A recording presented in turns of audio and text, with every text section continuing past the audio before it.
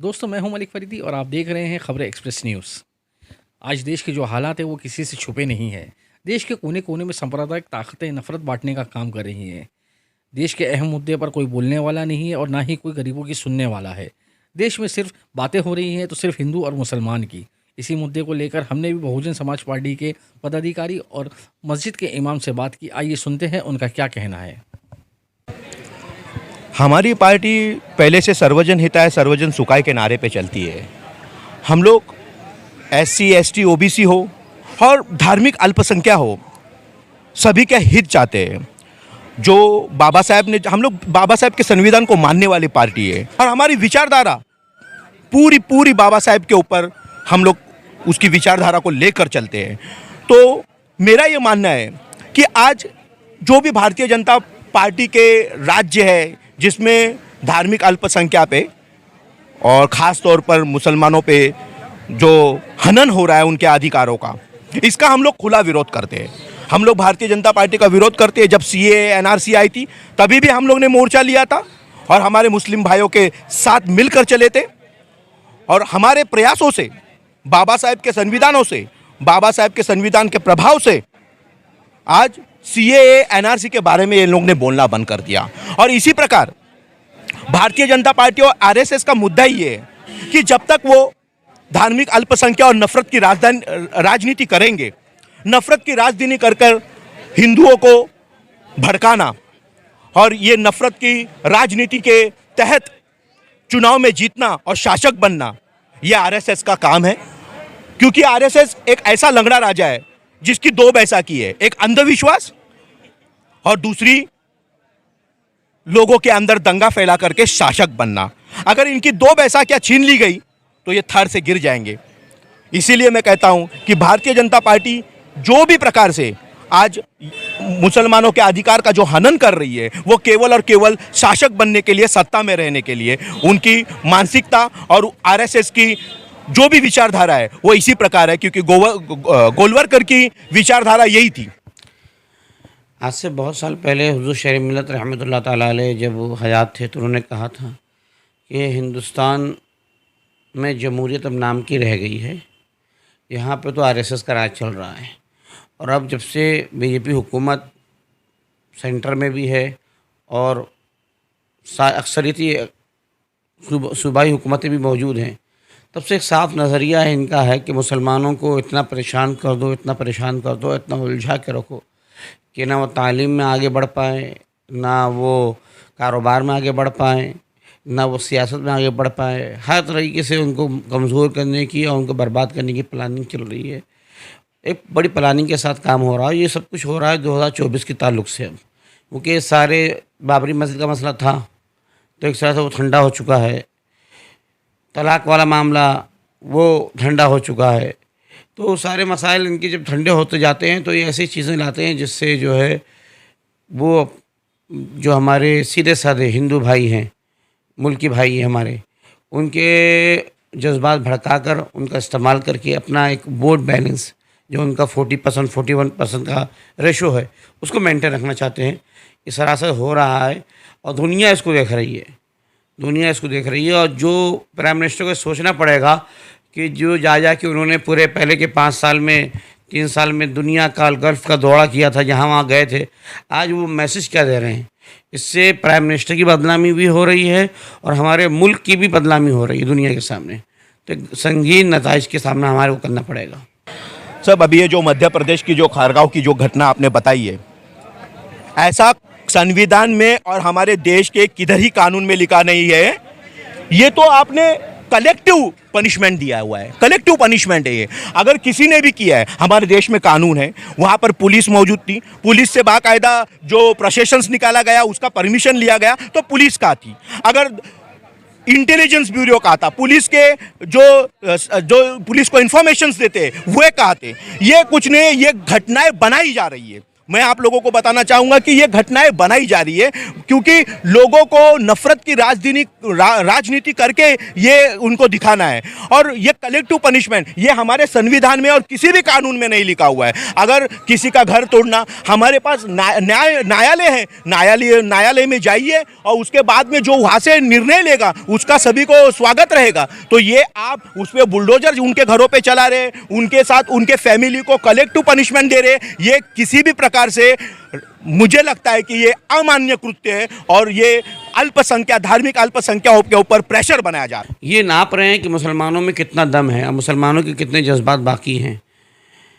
NRC CA का लाके एक छोड़ा गया और उसके बाद जो है लोगों ने उस पर काम शुरू किया।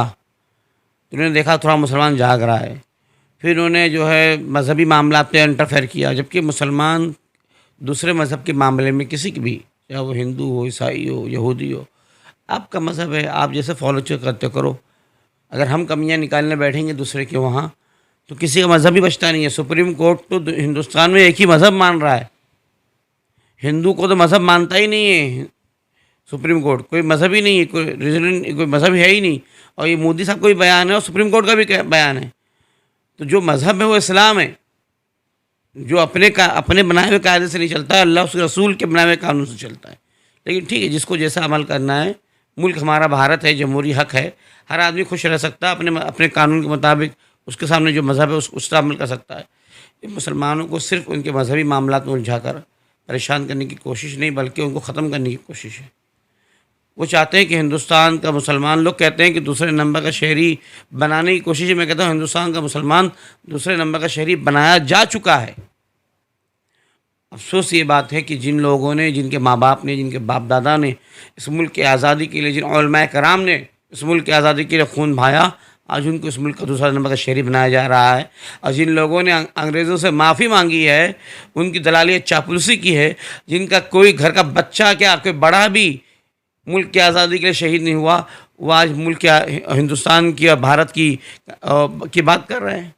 से हम हर आम आदमी, हिंदू, मुसलमान, सिख, ईसाई, जितने सिटीजन्स हैं, जितने इंडियंस हैं, जिसमें जूझ रहे हैं, जो परेशान हो रहे हैं, उस चीज़ों से डाइवर्ट करके हम लोगों को इन चीज़ों के अंदर उलझाया जा रहा है। सबसे अहम चीज़ है क्या है? पेट्रोल है, डीजल है, घर का गैस का सिलेंडर है। क्या था 2014 में? भाई ज़्यादा पुरानी बात नहीं कर रहा हूँ, 8 साल पुरानी बात कर रहा हूँ। कितना रुपए पेट्रोल था? 70-71 रुपये कुछ लीटर पेट्रोल था, 50 रुपये डीजल था, 400 रुपये गैस का बाटला था। डबल रेट्स हो गए। कोई चू करके बोलने को राज़ी नहीं है। पहले कभी 5 रुपये पेट्रोल पे बढ़ जाए, पेट्रोल पंप बंद कर दो, ये कर दो, वो कर दो, सब होता था। आज यार कुछ भी हो रहा है, कोई एक अल्फाज बोलने के लिए राज़ी नहीं है। अरे काय की सब्सिडी दे रहे हो? किस चीज़ में सब्सिडी दे रहे हो? क्या चल रहा है? कुछ समझ में नहीं आ रहा है। हर आदमी कर्जे में जी रहा है भाई। अरे मेरे ऊपर मेहरबानी करो, अपने देश पे और अपने आप के ऊपर मेहरबानी करो। ये सब विवादों से बचो और बाहर निकलो इन सब चीज़ों से। जो मेन टॉपिक है उसके ऊपर आओ और उसके ऊपर आके बात करो, जो करने का है उसके ऊपर आके एक्शन लो, जो लेने का है। देश में विवाद रुकने का नाम नहीं ले रहा है। जहां देखो वहां से हिंसा की खबरें आ रही है। देश में लाउड स्पीकर को लेकर बहुत ज़्यादा विवाद शुरू हो चुका है। इस पर कुछ लोगों की राय हम आपके सामने पेश करते हैं। जो लाउड स्पीकर के ऊपर जो 3 मिनट के लिए जो आज़ान की जाती है, वो आज से नहीं है। जब से देश आज़ाद हुआ, जब देश आज़ाद भी नहीं था, अंग्रेज़ों के ज़माने से भी इसी प्रकार की लाउड स्पीकर लगाए हुए जाते थे। और मेरा ऐसा मानना है कि इसके अंदर जो लोग कहते हैं कि उनको डिस्टर्ब हो रहा है, ये पूरी तरह से मैं इसको खारिज करता हूँ। ये एक चुनावी स्टंट है। किस प्रकार चुनाव स्टंट करे और किस प्रकार हिंदू और मुसलमानों की भावनाओं को एक में से टकराया जाए और अपना हित निकाला जाए, अपनी रोटी बनाई जाए, इस प्रकार का ये षड्यंत्र है। ये केवल और केवल एक षड्यंत्र है। क्योंकि आप देखिए, आज राज ठाकरे जी ने भी ये जो स्टैंड लिया है, इन्होंने पहले तो अपने झंडे के अंदर दलितों का ब्लू रंग भी लगाया था, हरा रंग भी लगाया था। एक दिन के अंदर सभी को महाराष्ट्र नॉर्मन सिन्हा से शूद्र को और अल्पसंख्यक को लात मार के निकाल दिया गया। और इनकी विचारधारा अब इनकी तो चल नहीं रही है, इनकी राजनीति चल नहीं रही है। इन्होंने ट्रेन का मुंह यहाँ से यहाँ भी कर दिया। पहले चर्चगेट से विरार जा रही थी, अब विरार से चर्चगेट आने लगी है। पूरा कर दिया इन्होंने, सब चीज़ें हाथ नमडे अपना लिए। अब इन्होंने देखा कि देश में अंदर भारतीय जनता पार्टी आरएसएस क्या राजनीति कर रही है, मुसलमानों को दबा रही है और हिंदुओं का मत ले रही है, उस प्रकार इन्होंने भी अपनी राजनीति को बदलते हुए, और ये बीजेपी के दबाव में भी हो सकता है क्योंकि अभी अभी इनके ऊपर ईडी की रेड भी गिरी थी, तो ये एक मुद्दा ना होकर ये खाली चुनावी मुद्दा बनाया जा रहा है। क्योंकि अब मुंबई के अंदर आप देखा जाएगा तो चुनाव जो बृहन मुंबई के चुनाव अब काफ़ी करीब है, तो ये चुनाव का एक स्टंट है। अभी रिसेंट निकाल दिया अजान का मसला, अजान माइक पे हो रही है, हमारे कान में दर्द हो रहा है, हम डिस्टर्ब हो रहे हैं, पर बच्चों की पढ़ाई डिस्टर्ब हो रही है, मरीज़ डिस्टर्ब हो रहे हैं। ये आज ही अजान आई, आज ही माइक आया और आज ही प्रॉब्लम आ गई क्या? इतने सालों से ये अजान चल रही है, प्रॉब्लम हो रहा है, सब कॉन्स्टिट्यूशन के बेस पे ही हो रहा है। कुछ ऐसा नहीं कि अलग कर रहे हैं, कुछ नया कर रहे हैं। अजान 1 मिनट की होती है, दिन में सिर्फ 5 बार होती है, और मेजॉरिटी एरिया के अंदर जहाँ पर मस्जिद है वहाँ पर किसी को तकलीफ़ नहीं होती है। 1 मिनट की अजान दिन में 5 बार 5 मिनट होते हैं, उसके अंदर इतना इशू बना रहे। अब हमारे पॉलिटिशियंस के पास में कोई काम नहीं है, लोग भूलने लगे हैं, और हमारे पास इंडिया में एक ही बेहतरीन मुद्दा है उठाने के लिए जिसमें हम लोग वापस से आ जाएंगे फ्लैश में। वही राज साहब ने किया, वही चीज़ वापस से निकाली।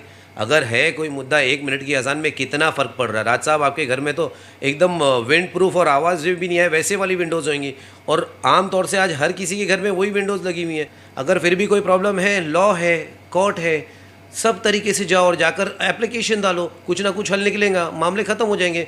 फसाद बर्पा करके, झगड़े लड़ा के, आम आदमियों के बीच में नफरत पैदा करके हासिल क्या होगा? और आप बोल रहे हो कि मस्जिद के बाहर हनुमान चालीसा बजाओगे, तो अजान के बाद में ठीक है भाई, वो भी बजा दो।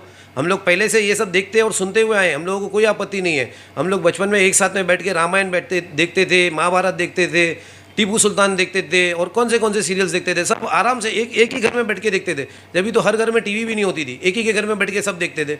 अभी हनुमान चालीसा बजा लो, वो भी सुन लेंगे। दिन में 5 नहीं 10 बार बजाओ, मस्जिद के बाहर खड़े रह के बजा लो, आपकी वो खुशी है वो कर लो। हम लोग क्या मंदिर के बाहर आके अजान दे रहे, मस्जिद में अजान दे रहे हो, मस्जिद बाजू में मंदिर के, तो भी मंदिर वालों को कोई आपत्ति नहीं, कभी कोई एक्शन नहीं लेता। आप बाइकल्ला में आओ, सामने चर्च है, बाजू में एक ही दीवार के बाजू में मंदिर और मस्जिद है, कभी किसी ने कोई ऑब्जेक्शन नहीं। केंद्र में सत्ताधारी पार्टी देश में चल रहे कोहराम पर खामोश क्यों है? क्यों इसको हिंसा के राह पर डाल दिया गया है? अतुल शाह जी, जो आज का जो माहौल बना हुआ है और मुस्लिम समुदाय में जो आपकी जो छवि है वो एक अच्छे काम करने वाले नेता की है, लेकिन आज पूरे देश में जो नफरत और हिंसा का माहौल बना हुआ है, इसके लिए आप और आपकी पार्टी क्या ये कदम इतना बड़ा देश है ना, यहाँ ये कोई आज हो रहा है, ये कोई पहले, मैं मेरी पार्टी आज सत्ता पे इसलिए नहीं बोल रहा हूँ, पहले की सरकारों में भी होता था। ये बड़ा देश है, इसकी समस्या निकालते हैं। और जहाँ तक मेरे नेता का सवाल है, वो तो सिर्फ डेवलपमेंट की बात करते हैं, और ये सारी चीज़ों का पर भी उनकी नज़र है।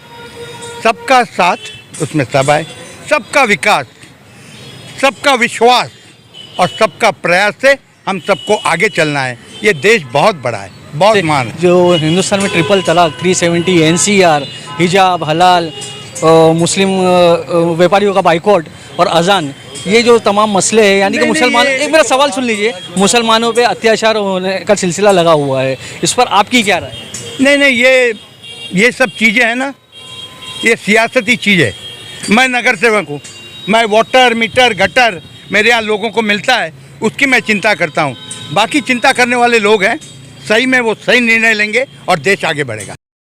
अच्छा, जैसे कि आज रमज़ान, एक तरफ रमज़ान का बरकती महीना चल रहा है और एक तरफ मुसलमानों पे देश भर में अत्याचार हो रहा है, तो इस सिलसिले में आप कौम को क्या मैसेज देना चाहोगे? देखिए, सबसे पहली बात तो जो लोग ये कर रहे हैं, और ख़ास तौर पर रामनवमी जो हिंदू भाइयों के वहाँ, लोगों के वहाँ धर्म में, हमारे मुल्क की भाइयों का वहाँ एक पवित्र त्यौहार माना जाता है। राम जी की जो शायद पैदाइश मनाई जाती है, यौम पैदाइश, तो मैं कहता हूँ कि मेरे ख़्याल से राम को भी शर्म आएगा जो लोग राम जी की पैदाइश पर इस तरह का नंगा नाच रहे हैं। उन लोगों को शर्म आनी चाहिए कि आप मस्जिदों के ऊपर उठा जाके भगवा झंडे लहरा रहे हैं। आपको शर्म आनी चाहिए कि आप किसके नाम पे कर रहे हैं। आप राम के नाम पे कर रहे हो, क्या आपका धर्म यही सिखाता है तो आप करो।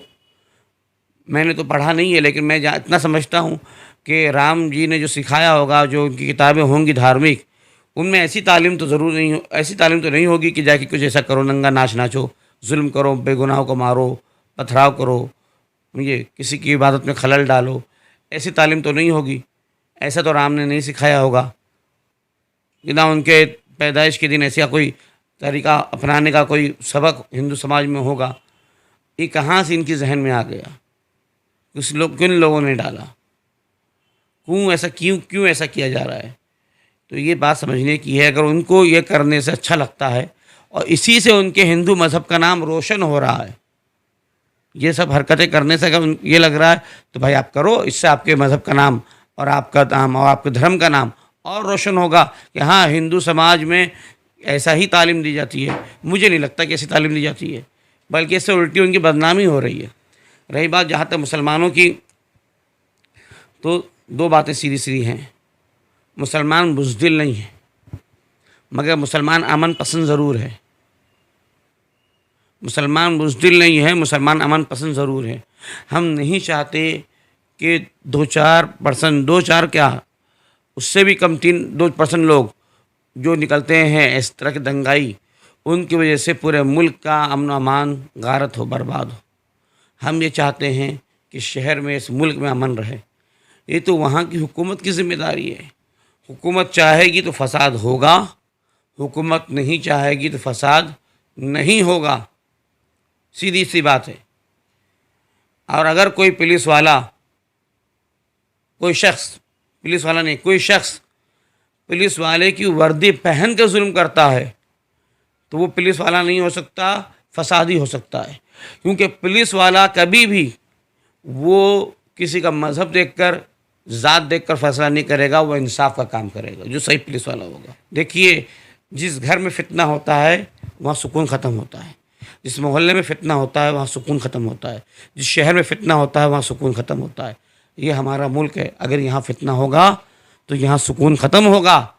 जहाँ पर कुछ मुसलमान बेगुनाह शहीद होंगे, मारे जाएंगे, लूटे जाएंगे, तो वहीं कुछ जाहिल हमारे वहाँ से भी उठेंगे और कुछ बेगुनाह गैर मुस्लिमों को मार सकते हैं। ये फसाद पैदा होगा, फितना पैदा होगा, ये गलत होगा, सुकून ख़त्म हो जाएगा मुल्क का। और हम बुज़दिल नहीं हैं, हम सब्र चाहते हैं। किसी के दिमाग में ये हो कि मुसलमान बुज़दिल है, मैं साफ कहता हूँ, मुसलमानों को अपने आँख, कान, दिमाग सब खुले रखना है। हम आपको डरने की, बुज़दिली की बात नहीं करते। नागहां किसी पर हमला ना करें, किसी पे जबर ना करें, किसी पे जुल्म ना करें, किसी को टॉर्चर ना करें, किसी के मजहबी मामला में मुदाखलत ना करें। और कोई अगर आंख पे चले आए और अब लगे कि अब मेरी जान बचेगी नहीं, तो इंसानियत भी, मज़हब भी, और सबसे पहले हिंदुस्तान का दस्तूर अपना डिफेंस करने का हमको हक देता है। अपना डिफेंस करें, अपनी जान की हिफाजत करें, उसके बाद अगले का हिसाब बराबर करें। दोस्तों, देश में अगर इसी तरह के विवाद चलते रहेंगे तो देश में विकास खत्म हो जाएगा। हम आपस में इसी तरह से लड़ते रहेंगे तो देश विकास की तरफ कैसे जाएगा? दुश्मन ताकतें जो हम पर नज़र रखी हुई है वो हम पर हावी हो सकती है। दोस्तों, देश में भाईचारा, प्यार, मोहब्बत का माहौल बनाए और देश को अखंडता की ओर ले जाने में मदद करें। मुंबई से खबरें एक्सप्रेस न्यूज़ के लिए मैं मलिक फरीदी।